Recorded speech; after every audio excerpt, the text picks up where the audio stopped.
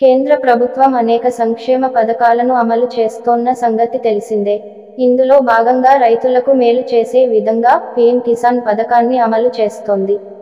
ఇటు రాష్ట్రంలోనూ రైతు బంధు పథకం పేరుతో అమలు అవుతున్న సంగతి తెలిసిందే.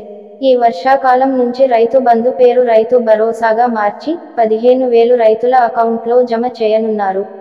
దీనికి సంబంధించి రాష్ట్రంలో జిల్లాల వారీగా సదస్సులు కూడా ఏర్పాటు చేస్తున్నారు. అంతేకాదు ఈసారి కౌలు రైతులకు కూడా అమలు చేయనుంది ప్రభుత్వం. అయితే మహిళలకు మేలు చేసే విధంగా కేంద్రంలోని మోదీ సర్కార్ కృషి శక్తి యోజన అమలు చేయనున్నట్లు సమాచారం.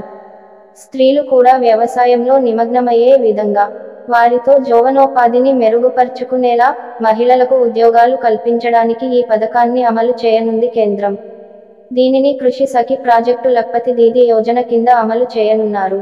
మహిళల ఆర్థిక పరిస్థితిని మెరుగుపర్చుకోవడానికి ఈ స్కీమ్ ఎంతో ఉపయోగపడుతుంది. దీనిలో ఎక్కువగా వ్యవసాయ పనులకు భూమిని సిద్ధం చేయడానికి ట్రైనింగ్ ఇస్తారు.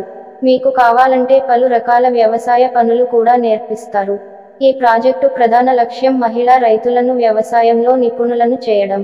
గ్రామాల్లోని మహిళలు ఈ పథకాన్ని ఉపయోగించుకుని వ్యవసాయంలో మహిళలు నిష్ణాతులు కావాలనేది కేంద్ర ప్రభుత్వం ఆలోచన.